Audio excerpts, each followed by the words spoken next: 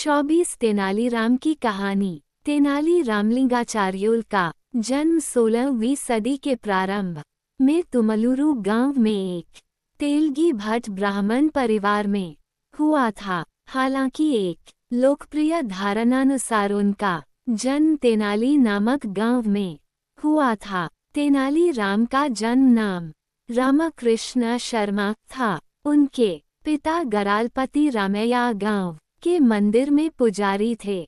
बाल्यकाल में ही पिता का साया तेनाली राम के सिर से उठ गया और माता लक्ष्मम्मा द्वारा उनका पालन पोषण किया गया। औपचारिक शिक्षा तेनाली राम ने कभी प्राप्त नहीं की, किंतु वे बचपन से ही कुशाग्र बुद्धि थे।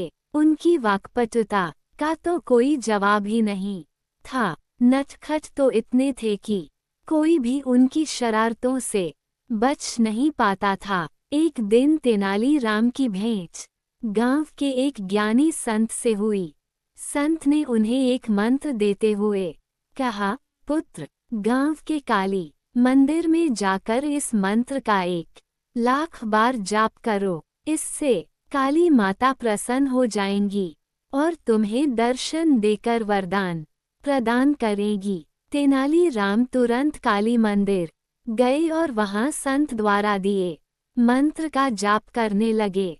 जैसे ही 1,00,000 जाप पूरे हुए, काली माता अपने 100 मुख के भयंकर स्वरूप में उनके समक्ष प्रकट हुई। काली माता का भयंकर स्वरूप देख कोई भी सामान्य बालक भयभीत हो जाता, किंतु तेनाली राम भयभीत होने के स्थान पर जोर जोर से हंसने लगे।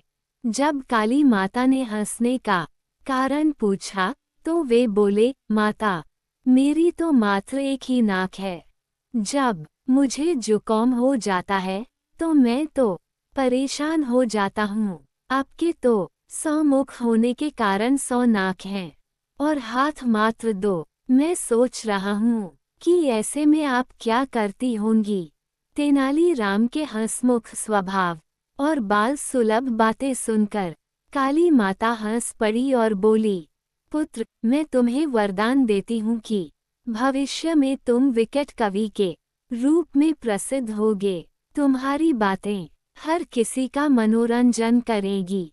वो तो ठीक है माता, लेकिन इससे मुझे क्या प्राप्त होगा? आप मुझे कोई और वरदान दीजिए। तेनाली राम बोले। तब काली माता हाथ में 2 कटोरे लेकर तेनाली राम से बोली, पुत्र, इन 2 कटोरों में से एक में ज्ञान है और दूसरे में धन। मैं तुम्हें दोनों में से एक चुनने का अवसर प्रदान करती हूँ। काली माता की बात सुनकर तेनाली राम सोचने लगे कि जीवन में ज्ञान और धन दोनों ही आवश्यक है। यदि दोनों ही वरदान मिल जाए तब कोई बात है। तेनाली राम को विचारमग्न देख काली माता बोली, क्या बात है पुत्र? किस कटोरे का चुनाव करना है ये समझ नहीं आ रहा। ऐसी बात नहीं है माता। चुनाव करने के पहले मैं बस एक बार दोनों कटोरे अपने हाथ में लेकर देखना चाहता हूँ। तेनाली बोले।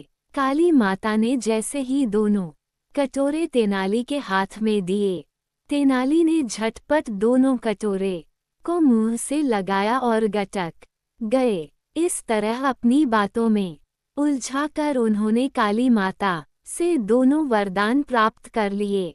माता, क्षमा करना, जीवन में ज्ञान और धन दोनों ही आवश्यक है, इसलिए मैंने दोनों ले लिए।